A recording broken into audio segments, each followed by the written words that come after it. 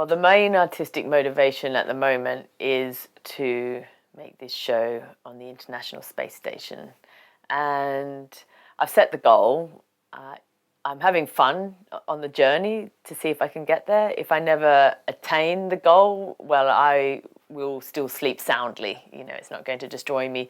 I will recognize the journey as being the important thing. That said, though, I do fully intend to fulfill and realize that dream to make a show on the space station. I have this funding to do spacewalk, which is to emulate zero gravity movement using a tracked flying system. The Circus Space has given me a very small grant, and we'll be projecting images of the space station and of outer space, retro, comedy, real, putting me in front of them, using tracked motion tracking technology to, create star trails behind me, and that will be, in essence, kind of a simulation, but I'm using that simulation to try and sell the idea that I need to actually go and be the one to do that.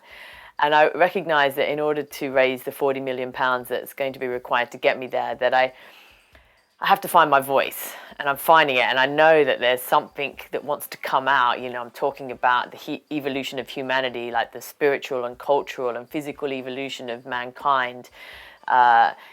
The world is obviously in turmoil at the moment, and it's bubbling and it's rising, and things are changing dramatically, in a dramatic sense and very quickly.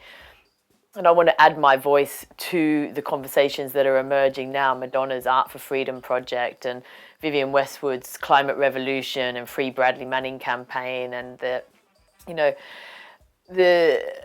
topics.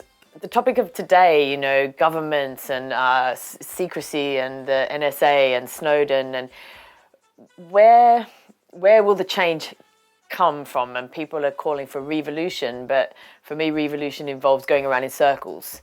What's it going to be? Off with their heads again, and then what happens? You just get some other people to fill the power void, the vacuum that's then created through revolution. So in order, it has to, rather than come from the bottom up, it needs to come from the top down, this idea of change. And during the very initial, very, very small a bit of research I began doing on the weekend with Richard Branson and looking at all of his different public profiles, they've developed another, it's a Twitter account that I found, and it's called the B Plan HQ. And what the B Plan is, it's him and another gentleman have set up an entity, and he was going off to this World Economic Forum on the weekend, and his message to all the other billionaires gathered there was to put the people and the planet alongside profit. So you've got someone like Richard Branson, who's a billionaire himself, who's actually calling for them to recognize that the system isn't working and that something has to change, and you can't just be a capitalist for the sake of the bottom line completely, that these people have to actually awaken to what's really going on. And there was another article that had been written that the billionaires gathered at this summit were unaware of the coming revolution. They're so high up above everything that they're not really getting the groundswell of dissent, which is growing and growing. And the idea that I sort of have some role to play in that or something to say about it is very real for me, but I don't know what it is. You don't want to be preaching to the perverted, and you don't want to be sort of talking, you don't want to be talking about that which is very obvious, but then what is obvious to me may not be obvious to other people. And at the same time, you can't tell anybody anything. The only way anyone can learn or change their mind about something is through a direct experience that they have, where they manage to conceive of something themselves, and then it becomes a knowledge that's understood, not just told.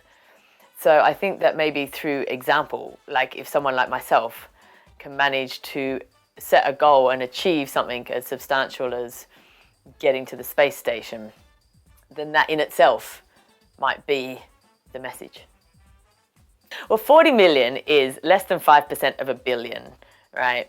And if you think about people talking in terms of profits these days. Oh, they turned a 3.5 billion profit. They turned a this, it's like billionaires. They're talking about trillionaires.